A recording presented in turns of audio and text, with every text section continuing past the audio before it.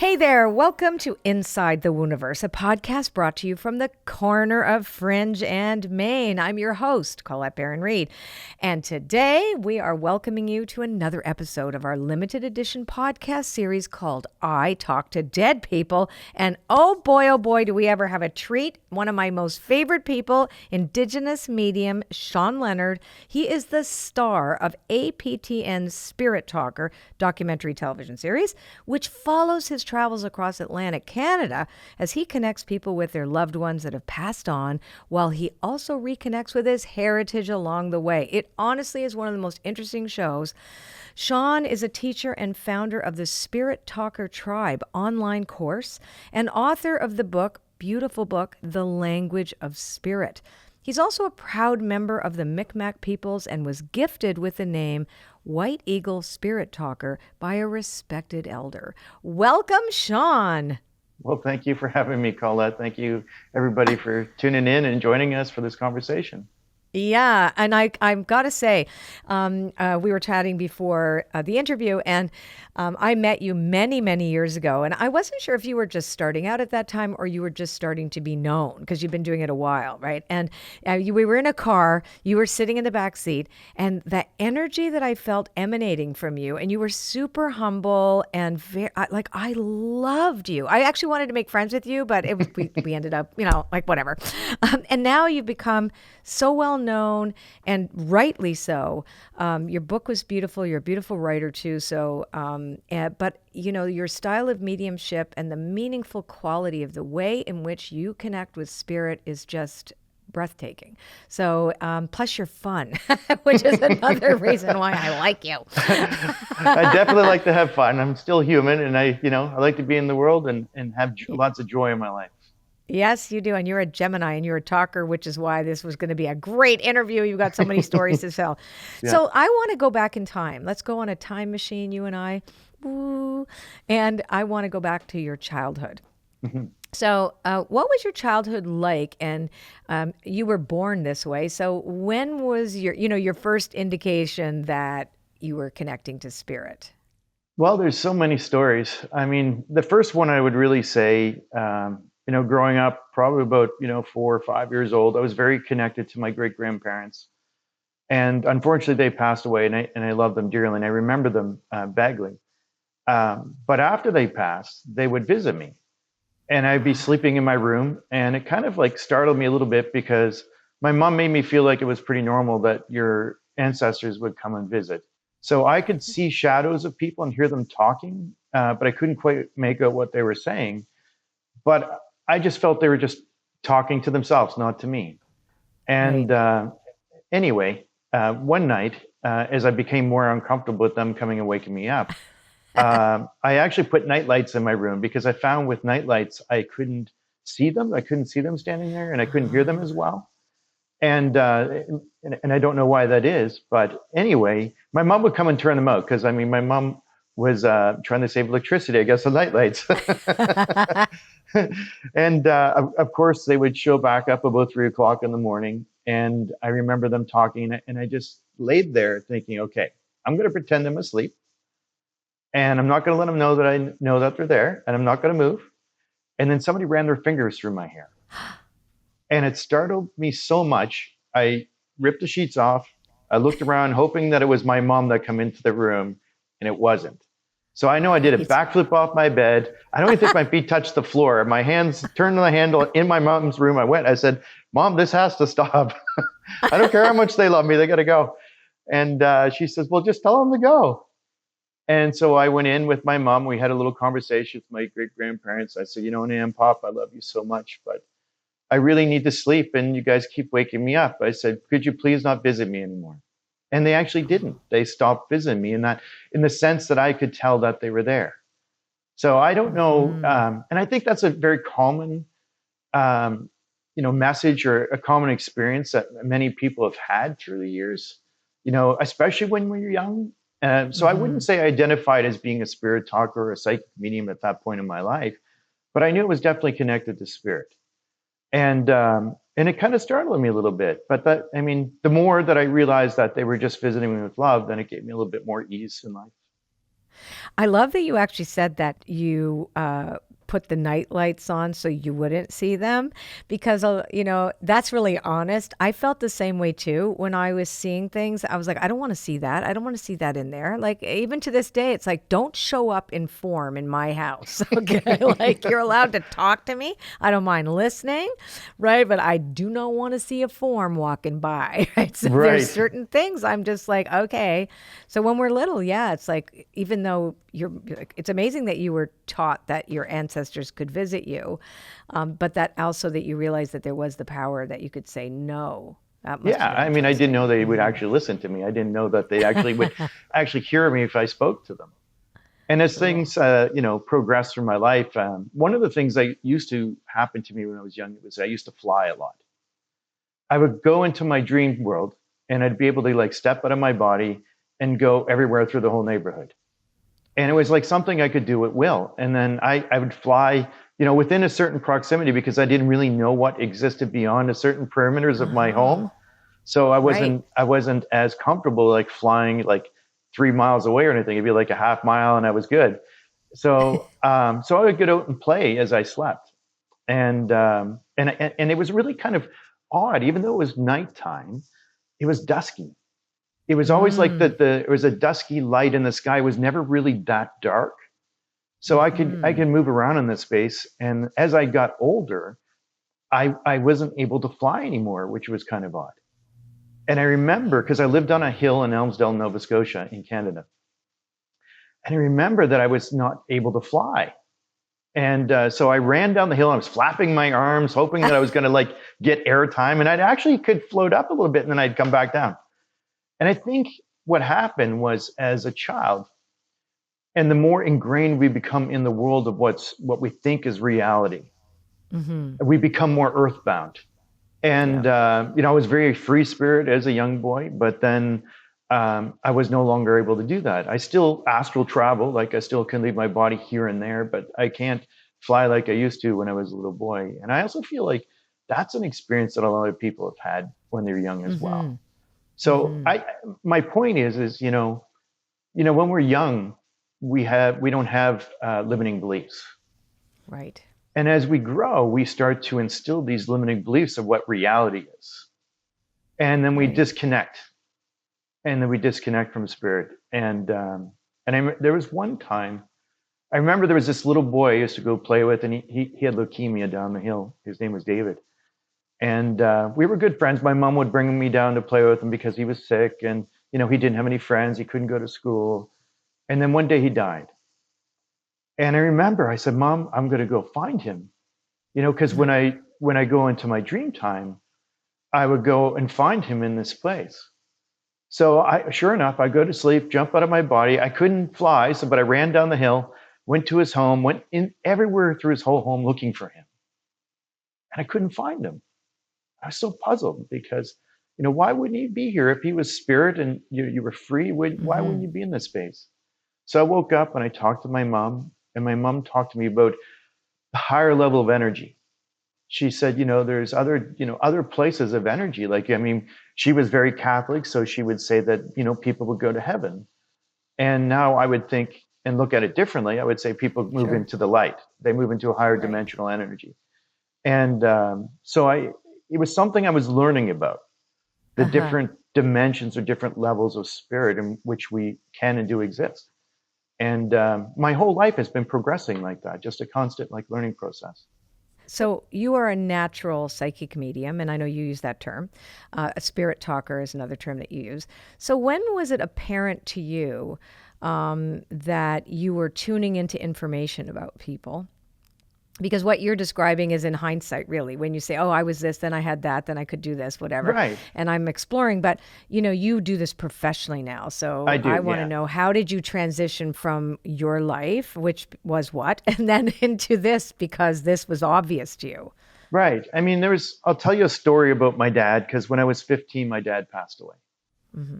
And, it was very hard. He was in the Navy. I was only 15 years old. He was gone a lot anyway. So when he came home, it was nice to spend time with him. And I remember we were working on the garage that weekend, and he complained about having a sore chest and a sore arm. Mm. And And then on October 16th, 1987, my mom woke me up and said, Shawn, there's something wrong with your dad out in the driveway. And she was panicked and calling people. And I went out to try to do CPR and I couldn't resuscitate him. And I realized he was gone. And I spoke to him and I actually cursed, I yelled, I did everything you could imagine to try and get him to go back into his body because I knew, in my heart, I knew he could hear me. And to no avail. And it was a year later that I had a dream. 16 years old, having a little bit of trouble in high school. And I was sleeping downstairs on my mom's couch because I knew if I could sleep there, I could sneak out and come back without getting caught. So I did that. And I came back and I had one of these dreams where I stepped on my body again. And when I stepped out, I could see myself sleeping on the couch. I was much older. I hadn't done this in a long time. But something happened. This light appeared. And it was the whitest, most purest light I could ever describe in my whole life. And it just grew larger and larger. And my dad walked out of that light. And my dad was wearing a long white robe. And I thought, my first thought was kind of funny because I said, what the hell are you wearing, Dad? Because my dad was a hunter. He was in the Navy. He drank beer on the weekends. He was like a man's man. Like, he's not, why are you wearing the white robe, man? Like, why? And then I got angry at him because he had passed. And he said, Shawn, I have to tell you a few things. So I need you to really be mindful of what I'm saying here. And I said, okay. He says, Shawn, everything happens for a reason. And it was my time to go. And I'm here to tell you that there was nothing you could have done to save me. And I'm like, okay. He says, you need to tell your mom something. I will. He said, tell your mom that I'm okay in the spirit world and that I'll visit her often. He says, but I need to give you a message. He says, Shawn, this happened for a reason. He said, one day you're going to be helping people. And I said, how is this, helping supposed to take place? And he said, Shawn, I want you to remember this light behind me because one day you're going to be help people understand where we go and where we come from. I'm like, okay, how the hell am I supposed to do this? He said, Shawn, there's really nothing you have to do. It's just going to happen. I'm like, okay. And then I became fixated on the light. And I thought, oh man, that was home. This world we're living in is not reality. And all I could think about was leaving this world. And my dad said, you can't come. You haven't fulfilled your purpose yet. And I'm like, okay. So I tried to sneak by him and he touched me in the forehead and I woke up on the couch. So I thought it was gibberish. I thought it was absolute gibberish. And then fast forward into my 20s. I'm married, have a couple kids and 2 daughters, Sienna and Mackenzie. And anyway, my ex-wife used to work at a restaurant called Montana's. And I would visit her and go pick her up and wait for her. So I thought it was kind of, as I sat there, she would feed me, of course. So I would sit there and I'd invite people up for fun. Not like telling them. Right. But just thinking, that guy, and no offense to anyone that does anything. I'm thinking that guy deals drugs. That guy might be stealing some money. Those couple, they're definitely like having an affair. And I would just go through the whole gamut of things. So, your inside voice. Yeah. Just vibes that I picked up that I thought were kind of fun. And then I was driving home and I would tell her, I say, what do you think about this person, that person? And she goes, well, they're all good people and they're married to other people. That guy's father's a minister. And I'm like, well, maybe I'm wrong. And she called me very judgmental. And then within a week, she caught the couple kissing. The guy got fired for stealing money and the one guy got busted for dealing drugs. Wow. And she goes, how the hell did you know that? I said, I didn't really know it. I mean, it was just a thought that I had, and I said, I didn't make anything of it. So, one thing led to a next. She talks to a friend of hers at work who, her name is Jen. Jen is coming over now for Sunday supper. And after, I'm going to read her because she told her about what I tuned into. And I thought, well, I don't know what the heck I'm doing. And she says, no, just do what you did at work. Just vibe out. I told her she's really into this. She really wants to meet you. And I'm like, okay. So she comes over, we have supper. And after I'm like, Jen, I don't know really what I'm doing, but I'll do my best. I was really like nervous, scared, and I just said, Jen, I said, you haven't met a guy named Dale, have you? She goes, I just met Dale. I'm like, what? And I thought, okay, what the hell's going on here? Like, what's happening in my brain? What's taking place here? And then I said, I'm seeing like, you traveling and looking after people's homes. I'm seeing dogs. She goes, well, actually, we just talked about that. She said, it would be really good. I could work for my dad. We could travel around the world looking after people's homes and caring for their pets. I'm like, oh, that's just kind of cool. And then she goes, but the real reason why I came is like, it's really great that you tune into those things, but I've been looking to talk to somebody. And I'm like, well, what do you mean talk to somebody? She said, well, I have somebody who's passed and I'm hoping that you can make a connection for me. I'm like, well, I'm pretty sure I can't do that. She goes, can you try? You're better than you know. She says, can you try? And I said, I guess so. And I'm thinking in my head logically, like, she's probably want to talk to her grandmother or somebody like this. And I said, and then I described her grandmom, and it was like, she says, that's my grandmom. And I gave her a message, but she says, that's not who I want to talk to. I'm like, okay. So what I did do was I kind of like do what you see me doing today, pretty much on Spirit Talker, the TV show on APTN. I walk around kind of staring at the floor, or staring at a blank space, getting my mind into an open space in my head. And then boom, a picture flashed into my head. And if you can imagine this in your own mind, I saw a young man who looked about 15 or 16 wearing a baseball uniform. And he had a number on. And I saw a shed behind him, and he took a baseball and he was bouncing it up in his hand, just looking at me. Then he turned around and walked into the shed. Like, what the heck was that? I was like, where did that come from? I said, Jen, I'm so sorry. I said, this is all I'm seeing. I said, I don't even know what this is. I told her, and she immediately cried. That's who I want to talk to. That was my best friend growing up in high school. One night after a baseball game that we played together, he went home and he killed himself in the shed. And I've always wanted to know that he's okay. And I'm like, well, and she says, can you tell me if he's okay? And I said, Jen, I don't know. I said, I feel like he's okay. I said, I don't even know how I saw that. And it really like got me really scratching my head thinking, okay, what just happened here? Mm-hmm. What took place? And then for a little bit, I actually was starting to think that I could read people's minds. Right. I went through the same thing. I was like, this has got to be like some type of mind reading. And like I'm analytically thinking, okay, there's got to be another reason for this. She was thinking about him. She was thinking about their circumstance. And I'm like in her head somehow. Mm-hmm. And it was like, and she laughed and she was happy. And next, I have 7 other people who work at the restaurant that want to come see me.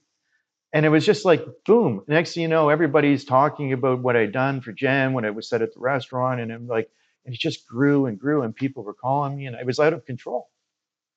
Yeah. And even then, I still wasn't sure. And as time went on, I became more open to what was happening in process. And I was still kind of learning through the whole thing. And it was like one moment that shifted my life. And I'm so sorry to take so long to get here. As you know, I'm a talker. No. Oh, are you kidding? Nobody is bored. Trust me. Okay. Don't apologize. I'm at the edge of my seat listening. I'm loving it. Are you kidding? I was at work, and this is, many years had gone by, and I was seeing clients and people, and I was starting to feel like this was like legit and authentic. And because I was still like thinking that I'm a mind reader somehow, or I was still just analyzing. Yep. Then I sat beside a guy named Orhan at work, and we used to work together and play sports together. And really great guy. And he was from Bosnia, and he immigrated to Canada, and he was just a really good guy. We played soccer, basketball, and everything. Very competitive soccer player. But anyway, one day I was sitting at my computer. And something happened that really didn't happen before. I started to hear a mental mind voice that wasn't mine. And the mental mind voice just literally just said, Charlie. Only thing it said, Charlie, Charlie, Charlie. I'm like, okay. It's official. I'm schizophrenic. Oh my God, you are my twin brother. I'm telling you, I'm like listening to you going like, oh my God, the same sort of things happen to me. Yeah, Anyway, keep going, keep I'm going. like, there's no way there's something talking to me in my head, and it's not my voice. What the hell's going on? And so I was thinking, I should just go home. I'm not well. And I looked at Orion, the voice stopped. I'm like, okay. Went back to typing on my computer at the company that we worked at, and then it started again. I think, okay. I was analyzing in my head, why would I be hearing this voice? You know what? Orhan has got a plan with Charlie on the weekend, and I'm somehow vibing that out. So I looked at Orion. I said, I got a really weird question. I mean, he's been hassling me for years, giving me a hard time, asking me what the lottery numbers were, everything. Like Yeah. he never let up, really. And this is the first time I actually said something to him. And I said, do you know a guy named Charlie? And he stopped what he was doing and he looked at me. He goes, why do you ask that? I don't know. Just a voice in my head keeps talking to me. And he goes, I used to know a guy named Charlie. Boom. It was like a picture flashed in my head. And now I could see a bar sign in Calgary called the Town and Country Bar. It was just the TNC. And I saw this bar sign is like, because I'd seen it before. I'd been there before. I wish I could say that I hadn't. No offense to anybody that's ever been there, but it flashed into my head. And I was like, why would I see the Town and Country Bar sign? He goes, what did you say? I said, I just saw the Town and Country Bar sign in my mind just flash in there. He goes, that's the last place he was seen alive. I'm like, what do you mean seen alive? Because yeah, something happened to him. They're uncertain. I mean, he may have been murdered, but I think they were looking for information on it. And then as soon as he said that, I started seeing a house, and it was like there was a house with an outside entrance to a basement, and there were stairs going down. I could see him. It was like I was seeing through his eyes. Yep. And I was walking down the stairs into this basement. I felt like 3 or 4 shadows behind him. I didn't know who these people were, but I felt there was other people there. And then he walked down into this basement, and I said, Orion, do you know anything about him living in a basement apartment or anything like that, or going downstairs from an outside entrance? And he's like, no, don't know nothing. And I said, are you sure you don't know this? He goes, what are you trying to say? I mean, he says, I wasn't even in the country when this happened, just so you know. And I'm like, no, I'm not accusing you of this. And he goes, then he got mad at me, and he says, who put you up to this? I was like, nobody put me up to this. And I totally weirded him out. Like I was weirding myself out too. And so I was thinking about what had happened. And I said, you sure? He got mad. He says, I don't want to continue this conversation. We're just going to stop. I said, fine. I'm so sorry. I didn't mean to upset you. I didn't, I didn't mean to offend you. And we dropped it, and we never spoke about it.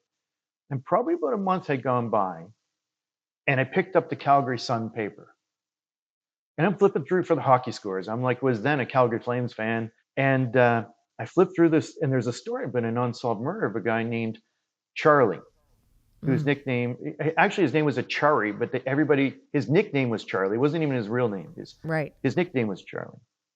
So, and I read about what had happened, what they were looking for, witnesses or any information, and that they had a picture of his house, and he lived in a downstairs basement apartment, had the little thatched roof with the stairs going down. I'm like, oh my God, I saw that. So Orion comes in. I underlined a bunch of things, circle a few things, and I'm putting down in front of Orion. And I was like, Orion, tell me about this. How did you know this guy? Well, I worked with this guy 8 years at the airport, like 8 years ago. And his name wasn't Charlie, it's Achari. But we just nicknamed him Charlie. I said, Orion, how do you think I knew? I didn't even know you worked at the airport 8 years ago. How are you supposed to think I put together that you worked with a guy named Achari, nicknamed Charlie, working at the airport that I never knew you worked at? How am I supposed to do that? And he says, I don't know. And I said, I need you to be honest with me. I need you to be very clear and honest with me. Did you know anything about going downstairs into the downstairs basement apartment like I asked you before? You remember me asking you? He says, I remember. He says, like I said, I wasn't here. You can't, I don't know what you're trying to say. I said, no, I just need to know, did you know this? Right. And he said, I swear to God, John, I did not know this. He says, why is this so important to you? I said, this is important to me because if you don't know and it is not in your head, then I know it's not coming from you. Right. It's coming from somewhere else. And you know where this is going to sound, I've been intuitive doing this work for a long time, but I'm really like, I've never been more certain than now.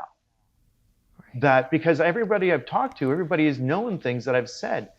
You're the first person that I've seen something you didn't know aspects of the story that I was seeing. So that came from somewhere. And I said, you know what? When your friend was talking to me, Charlie, whatever you wish to call him, I said, it seemed like he was really communicating to me. It seemed like a personality. He had a distinct way of like connecting to me and communicating. And he was from Fiji. And that's the difference in the communication that I felt that I didn't know at the time. Uh-huh. And the way he showed me the story was like he was dropping me I call them dropping me breadcrumbs. Yeah. Uh-huh. And you get one breadcrumb and you kind of tune into that and you validate, you work with it, and then it leads to the next little piece of the puzzle. And when you're done, because when and I know for yourself as well, I'm sure you probably know this, you probably get a bigger picture sometimes, but sometimes you don't even know where the picture's going. Uh-huh. And you just follow where they lead you. And as you follow that path, it unfolds. It just like develops and it just grows.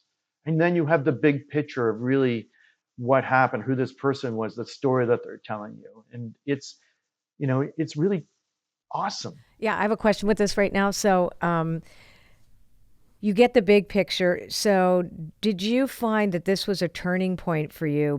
And did you notice that once you allowed the potential of this coming from outside of mind reading, because I went through the identical situation where I thought, there's no way I'm a real medium. I'm just really a great intuitive. I can pick up stuff up that's in your back of your memory. I felt the same way. I'm like, I'm not really sure what I'm doing here. But when you surrendered to the like, oh, maybe this could be, did that when it opened up and all of a sudden it started to come more and more and more? And was there a conclusion to this particular story? Was that what it was for you? Or did you find out more? I did speak to the police about it. I can't say what I've said to people, but I mean, that's in their hands. And that was years later that I chose to do that because I was really kind of sketchy of even doing that. And, it's something I did much later. I've done locally with the Halifax Police and other police departments. It's not the work that I love to do, but I will do it sometimes. But it was a moment that I realized, and like I did title my self-published book that I published through Balboa Press, which is a sister company of Hay House, The Language of Spirit. I love it. And the reason why I titled it that was because in that moment, it was like I completely understood a language that is not spoken with the human tongue.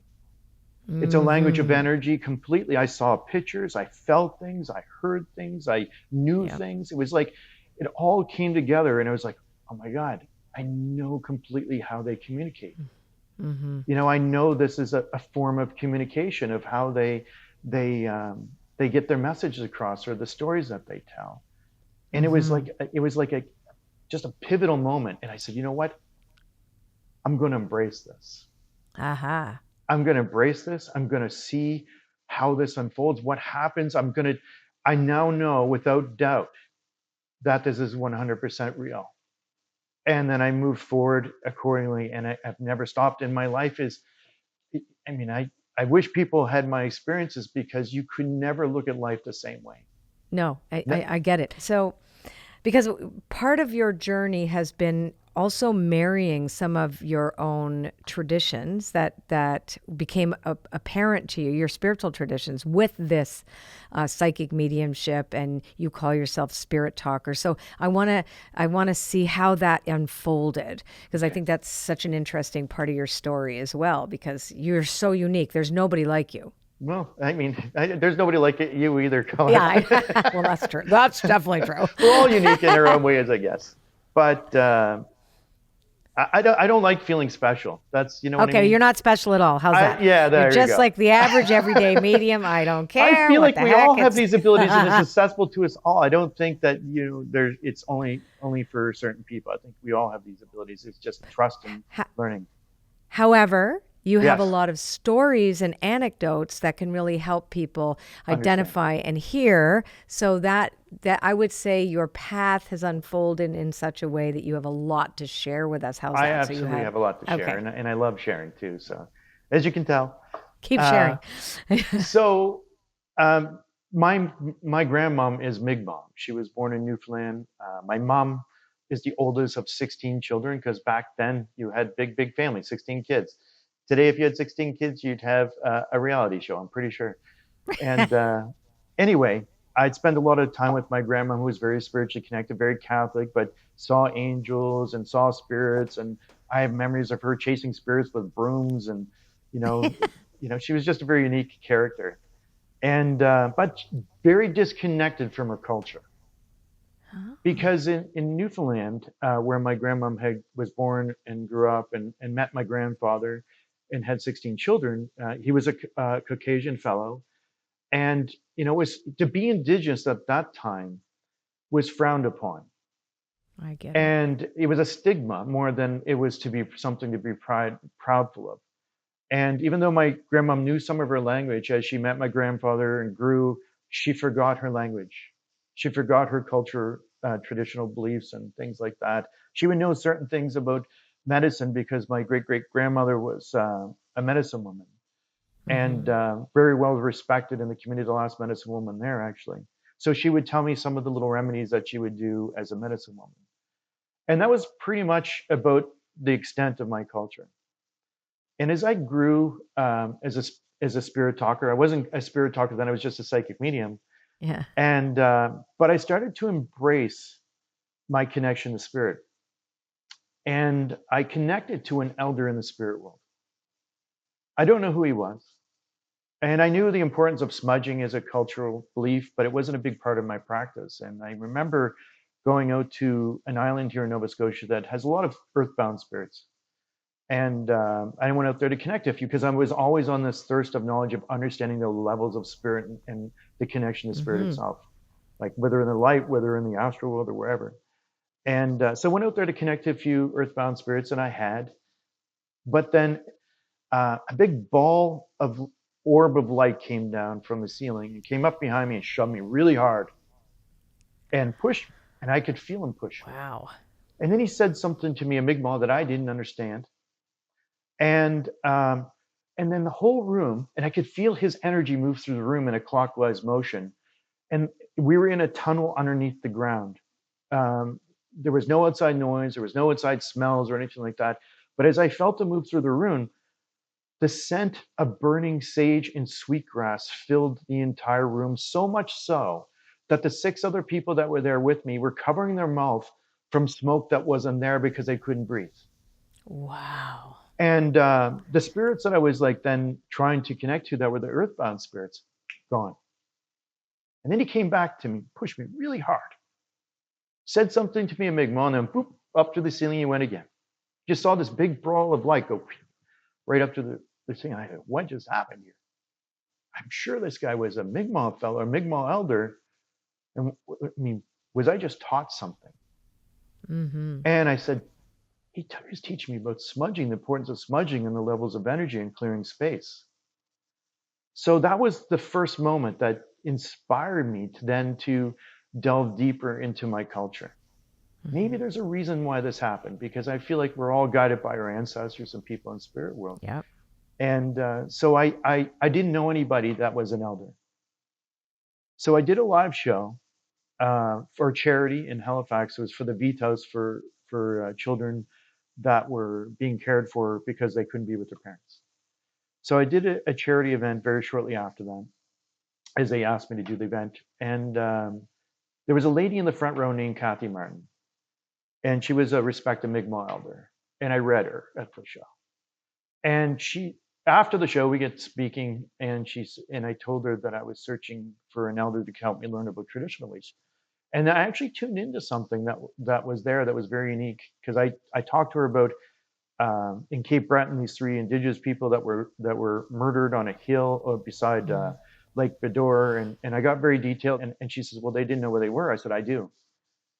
And I told her. She goes, And then I talked to her about the elder after, and I didn't know these two things would connect together.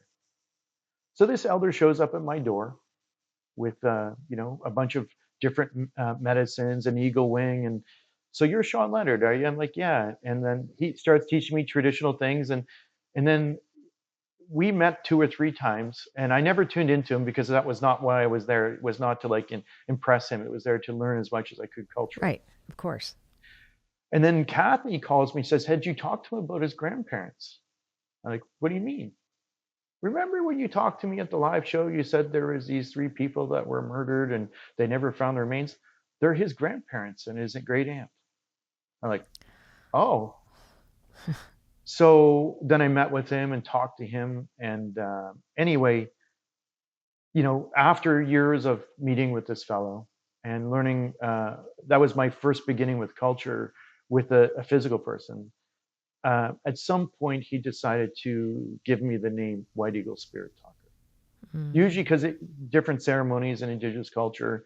And what the awesome thing about Indigenous culture, spiritual culture, it involves connection to spirit and speaking to your ancestors all the time. It's not like a newfound idea. It's something that has existed Right. since the beginning of time with Indigenous people. We include our ancestors, we include speaking to them, praying to them. All our ceremonies are around them. So it's not an uncommon thing to have connection to people in the spirit world. Although mine was obviously uniquely different in some ways.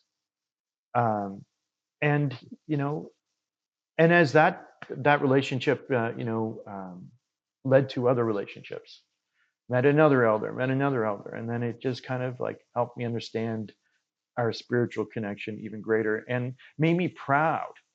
That one thing that my grandmom didn't have, and that I feel today, that it's safe to be a proud Indigenous person, and those things marrying together, spirit, spirituality, and my heritage.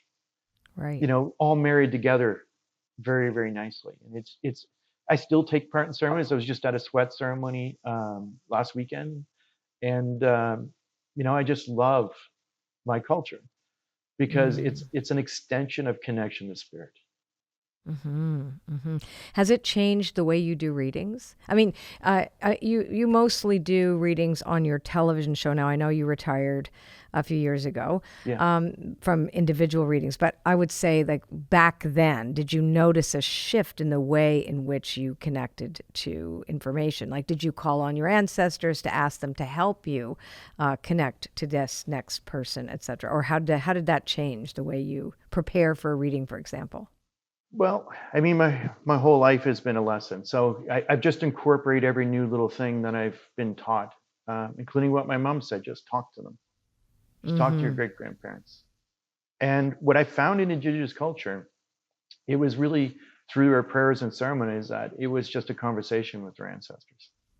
So I incorporated smudging as part of my practice all the time, clearing my aura, my space. And understanding the importance of the intention and the prayers, the words that are spoken while smudging.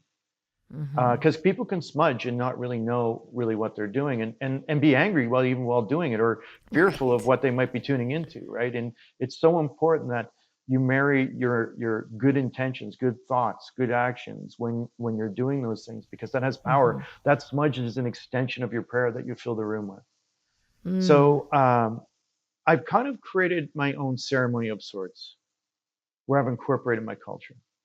And when I do my sessions, I smudge myself, and then I speak to the spirit people. Of the people who are coming to see me, I have a little conversation with them before even knowing them, because I do not know who they are yet. So I said, I do not know who you are, but for the people that are going to sit before me, I invite you here. I invite you to connect to me. I'm open to that conversation.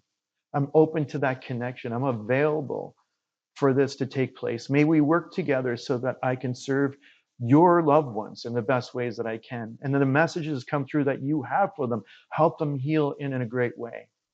I'm available for that messages to come through me with great love and respect. And I would typically say Emsit Nogama, which is Mi'kmaq for all my relations. And it's like saying amen of sorts, because it's like a validation of our interconnectionness to everything. to the trees, the rocks, the mineral nation, the plant nation, the spirit people, Mother Earth, grandfather, son. It's that connection that we're all connected. There's no separation in any of us. So I approach spirit with respect and honor, and I speak to them from my heart. I invite them to be part of that ceremony where we work together, because it's not something I do without them. I have to do with them. And being the medium, the middle person, get in my zone. We're the mail people. Yeah, exactly. We're the mail. We deliver the mail. I get in that zone, and then I just allow whatever comes into my awareness, whether I know what it means or not, just to trust it, work with it, and allow it to flow, and just follow the breadcrumbs and where they take me. And I don't know where most of the things are going when I do my sessions, but I get there. I arrive at the destination that I'm required to meet by spirit, and they don't overwhelm me, because I've set those parameters up to, you have to respect my personal space and my personal time. You can't be showing up full blown apparition in my room. They do that though sometimes. Yeah. Occasionally, not very often. It's awesome. And I just feel incredibly blessed to be part of this process. How has it changed your view on life in general, right? I mean, from when you were young and now you know what you know. How has it changed the way you see the world, especially in a world that's filled with chaos and turmoil? What do you see in terms of reality, and how has it changed? Well, we all are here learning and growing, experiencing, and there's an evolution of our soul and spirit through the many lifetimes that we live. This isn't our one shot. And some people are different levels of that spiritual growth, and I just accept them. Some people will get under my skin a little bit. I'm human. I'm still human. But then I come back to my spiritual groundedness. Okay, well, I'm carrying this way too long, and this is ridiculous. I shouldn't be even carrying this. But the world is it's always been this way. It's never not been this way. It is shifting in a way that we can now freely, especially in Canada or North America and many other countries that I may be not sure of, that we can freely express and be who we are. And that's a gift. And I think we got a long way to go as humanity. We do. And that it's, we all have our soul's progression of, through the many lifetimes that we live. And, there's people that come into the world to help us maybe take a few steps higher. And those people who have ears will listen. And those people that don't won't. And that's okay. I accept them. And maybe they won't this lifetime, but maybe the next they will. What, if you can, because I know you have so many stories, but what would you say your most favorite or most profound reading or situation or wildest thing that's ever happened to you? Well, that's a tough one. Well, give me two. Okay. I know you got 10 stories right now. It's I know what you're talking about. Even two of them. Let's just on go. My spiritual development. And because my connection became stronger and stronger with spirit, my ability to hear them, but not only hear spirit, but also record them talking to me sometimes. So I actually have lots of voices, especially my guides, and even during my personal sessions that I've done with people over the years, I've recorded their people talking to me during the session. And you could actually hear them talking to me. It's not like a voice in my head. It's a real voice. It's there. Those are some of my most awesomest experiences. And even learning the different levels of spirit, because the earthbound spirit's a level of energy. Just in life, in life, we have different levels of energy of people, right? Just the same in spirit. There's higher levels of spirit and there's earthbound spirits. And for whatever reason, they're stuck in their own energy and they choose to be. You can try to help them, but you can't help people that don't want to be helped. And I've accepted that. I will help them if they wish and want help. And I remember going to a home out in Middle Muscatau, but it was a friend's house. And we were out there and just having a fire, expecting to just enjoy the evening. It was fall, it was a little bit chilly, sitting there beside the fire. And these people have a camper. They're like a camper trailer, and this is their camp. And we were just spending the night with them. And I'm sitting there, and this woman comes up to me and talks to me in my ear She goes, I don't like you on my property. Like, what the hell? You guys got somebody here. And she goes, oh, did you hear somebody? I'm like, yeah, there's some lady just come up and said she didn't like me on our property, for God's sake. So again, ego driven, right? Connected to ego. And so I know that she's earthbound. And even her personality, because she has this persona where she's not rise to a higher level energy, where she's moved into unconditional love, that she's expressing to me her dislikes, and she doesn't even like me there. And and I said, and she goes, oh, that's so and so. She used to own this land, and she actually died here. I said, how did she die? Well, she died in a house fire. I said, she died in a house fire. Where was her house? Actually, right where we're having the fires, where her house used to be. I'm like, well, I'm sure she's stoked that we're here. Having a fire where she lost her life. And so anyway, I said, you know what? She's going to come back and talk to me. So then I grabbed my ex-wife's phone and I hit record on, because I know, and this is the weird thing, is like, sometimes when people talk to me, nobody will hear them, but I can hear them. Right. And I'll sit there and I'll wait and just record on like a digital recorder or your phone or whatever. And eventually they'll come back and say something to me. And I caught her. And she came back and she said, tell her son to stop hunting on my property. And I was like, got her. And I rewound it, played it back, and they could hear exactly same word for word what she was saying. It was awesome. Did it come in like super grainy? No. It was like it was clear. It was clear. It's like hearing another person. It was loud. Because I would have I had extra voices on tapes that I would send. Like when I used to tape my readings on cassettes, sometimes people would play them back and go, oh my God, I hear this whole conversation behind me. And I'm like, that's what I was hearing.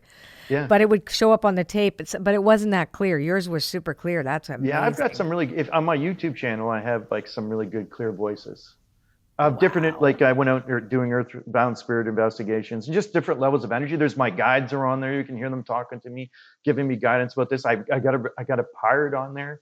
It's awesome. I'm probably the only person in the whole world that's actually heard a legitimate pirate. Wow. Okay, so let me ask you another question. So after having done thousands of readings now, where have you discovered in conversation with your guides or with these people where we go? I mean, I know you said the light, right? That's like we become, we lose our body, our shape, even our ego self, our personality shifts or changes. But is there, how Christianity talks about places? Well, monotheism, maybe actually every religion tries to describe a place when you think about it, right, where we would go. But do you have an indication of what happens when we die and where we go? Well, from the many people that I've spoken to in spirit, and plus the many near-death experience people that I've heard their stories of actually where they have died and come back. I mean, there's topography. It's a higher level energy that overlays our world. The topography is still there. There's trees, there's oceans, there's a sky. The sun is a little bit different, but it's a space and place. You can move in and out of form though.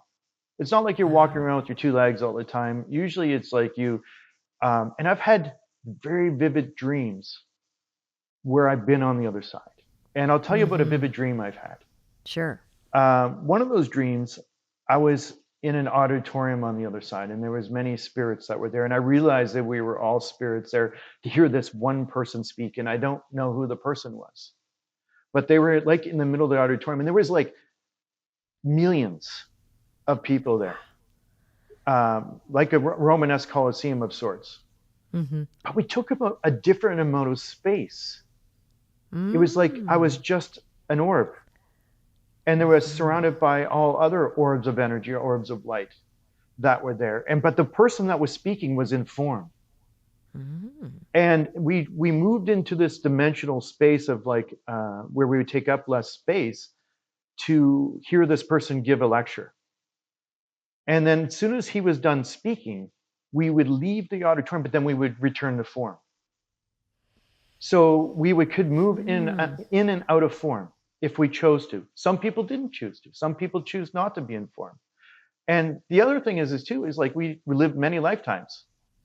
You could choose you could love the form that you lived in the 1200s as opposed to the form that you have in this past incarnation. But it wouldn't be like you look at somebody and go, hey, who the heck are you? You would know exactly who they are. They'd be like, oh my God, you're my dad from, the multitude of lifetimes that we lived together, although he's choosing to take on form of a different person from another time. Because there's a soul Mm. memory of that is transcends our earthly memory in a much greater way. But the other side you can move in and out of form, and the other side moves in and out of form as well. It's what you bring your awareness to. So tell me what you think as a result of this, or what you sense death actually is. Like, has this made you not afraid of death now? Is it, maybe you were when you were younger, because I think all human beings are afraid of death, or certainly the ego is afraid of dying. Yeah. So how does that make you feel about death and dying now? Well, I don't believe in death, so I mean, I don't believe Yeah. there is a death. I don't think it's impossible that you can actually die. I think it's just and I've heard it called the blink experience. Where you blink in one reality and you awaken in another reality, and it's Uh-huh. it's where you bring your attention, your awareness to.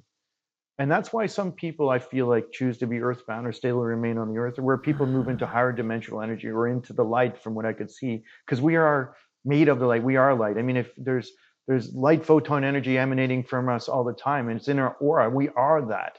There's really nothing Mm-hmm. solid in your physical body right now, even though it's aging. I mean, we've aged since, being this small to who we are. Are we not that person? Are we this person? Mm-hmm. Are we that person tomorrow and not the one we were today? We are. There is no we. I'd say, like the great Wayne Dyer would say, I am.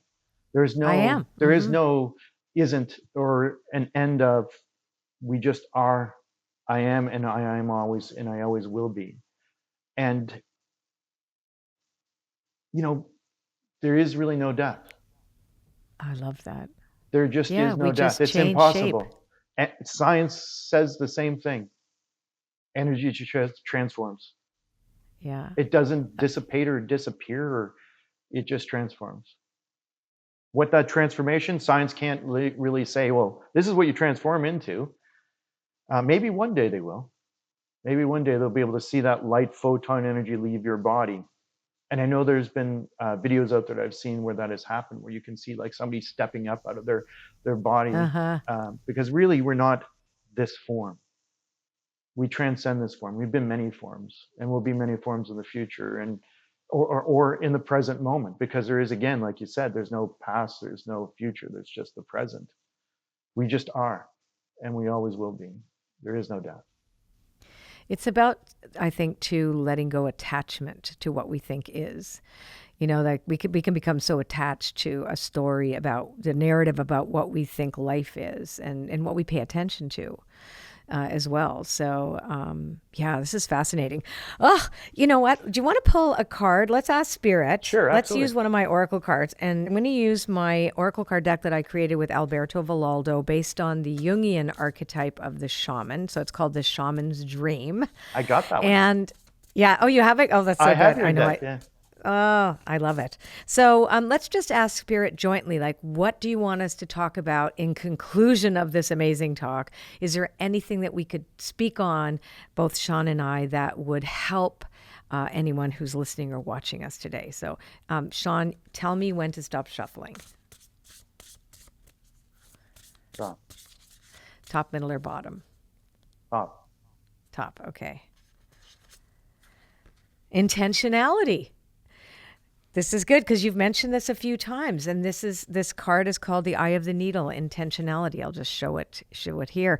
Yeah. So this is all about that everything is based on intention. And I want to go back to something that you said when you talked about smudging, about, in the prayer, that it is like intentional prayer, that when you put your intention into something, your smudging is an extension of that, or the extension of the prayer.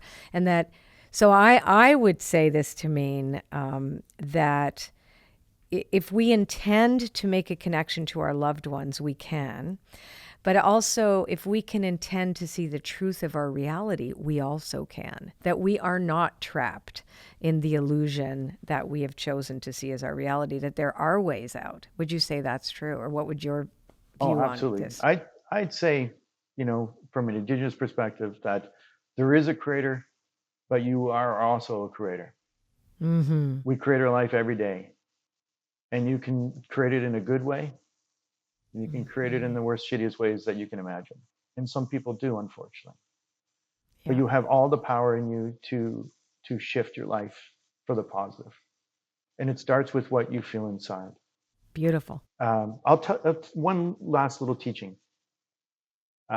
This is an Indigenous teaching, the 4 sacred fires. We connect to grandfather's sun because that was the first light, the first sacred fire. And we honor it through our ceremonies. We always start our ceremonies where the sun rises in the east.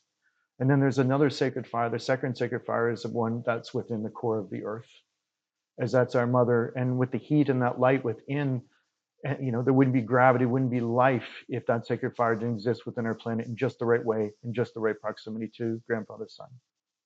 And then we have our ceremonies like the smudging, the sacred fire that we light and that we put our intentions to, that we're creators. But there's one sacred fire that you have to really be mindful of. It's the one that's in your heart. That sacred fire that exists within here is the one that you have to make sure that you give good wood to, you speak good words to, that you don't feed a fire or a sacred fire with bad wood, or you don't put bad intention to it. But yet many of us do that in our life for ourselves. Mm-hmm. We're in control of our thoughts, we're in control of our life. And by the choices you make with your intentions, because it's all intentional, what you intend for your life, you intend a good life, then create that. And if you intend a good life, don't let anything else drag you down. Don't let the negativities of the world be the weight on your shoulder that says, no, I can't do this. You have the power to connect to all the sacred lights, and you are that sacred light yourself. So remember that. Remember that you have that power, that intention to be inspired every day to move into the direction that you see that you wish to move in for yourself, and whatever level that you can move into. We are all creators. Oh, that's so beautiful, Shawn. Thank you so much. So everybody, Shawn's TV series, Spirit Talker, is currently broadcast on APTN. That's the Aboriginal People's Television Network in Canada. And Shawn, I also understand that your show is soon to be released globally. I know Australia and New Zealand have lined up already, yes? Yeah, they've given verbal confirmation that they'll be taking it on there.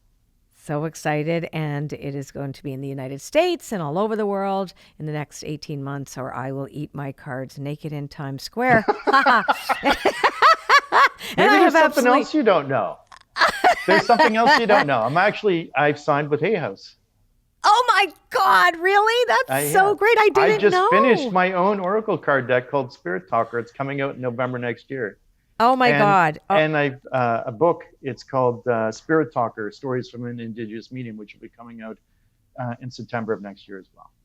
Oh my God, oh my God, I had no idea. This is so fantastic. Okay, well, this is like a celebratory day for sure. So listen, for more information about Shawn and all of his offerings, you can find him online at shawn-leonard.com. You can also click the show notes link in the description and be whisked to a page with all of this information and so much more.